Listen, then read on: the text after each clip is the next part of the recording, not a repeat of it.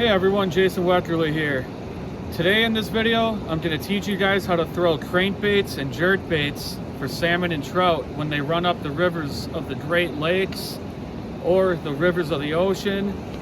I like to match my crankbaits with the conditions I'm faced with. If I'm fishing a shallower river, I throw shallower diving crankbaits with smaller diving lips, or square bill crankbaits like the Strike King KVD crankbait. But I also like these Storm Hot and Tot lures, and they have this diving lip that you can switch out if you go shallow or deeper. I got this on the shallower setting right now. It dives down about 4 feet or so. But I also like throwing jerkbaits, whether they're suspending jerkbaits or floating jerkbaits. Right here I got the Weckerle Original, size 7, size 9, works just fine. Sometimes a smaller one, like size 3. I like to throw brighter colors when the water's murkier, more natural colors like silvers, golds when the water's clear. You just want to fish it on like a 7-foot spinning rod. If you guys like bait casting rods, you can do that too.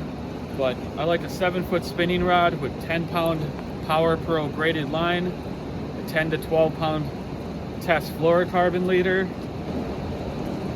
And you just throw it out there, point that rod tip down, just start reeling it really at kind of a slow medium retrieve. Once you feel that current start to pull on that lure, you can pause it down there, get that rod tip wiggling. It's actually very similar to how you fish a spinner in current. I do the exact same thing with spinners when I'm fishing for trout and salmon. But that's one retrieve I like to do. I'll do that one more time. Just get it going. The rod tip will start vibrating. Pause it once you feel that current wiggling it. Try to work it as slow as possible. Really try to get those fish aggravated, get them to really notice the bait. Another retrieve I like to do, toss it out there, and just give it little pops, pop, pop,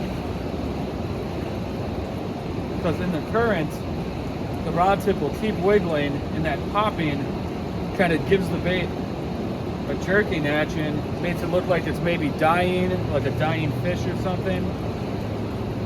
But I do the same exact thing with the floating Weckerle, the Weckerle Original, Weckerle Original, whatever. I just like to throw that out there. This bait tends to float up a little bit faster to the surface because it's made out of balsa wood.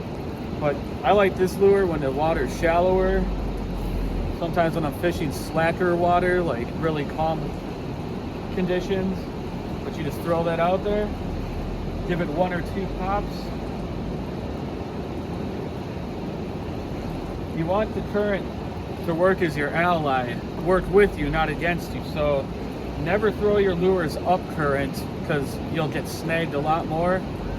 Throw your lures cross current or down current.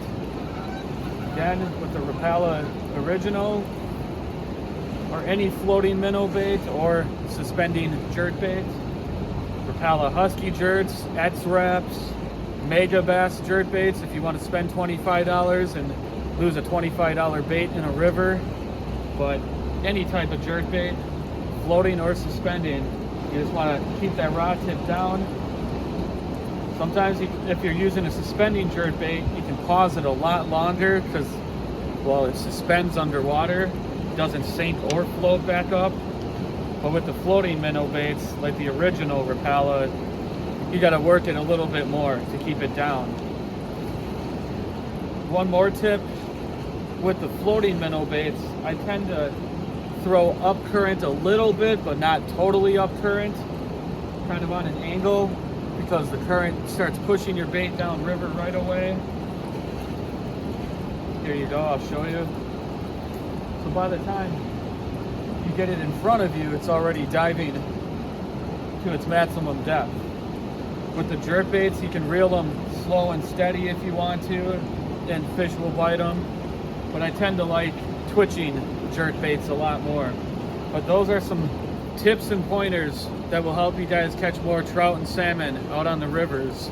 If you guys like this video, subscribe to my page, hit that like button, help the page grow. I appreciate all of you who've done that already. Good luck fishing and take care.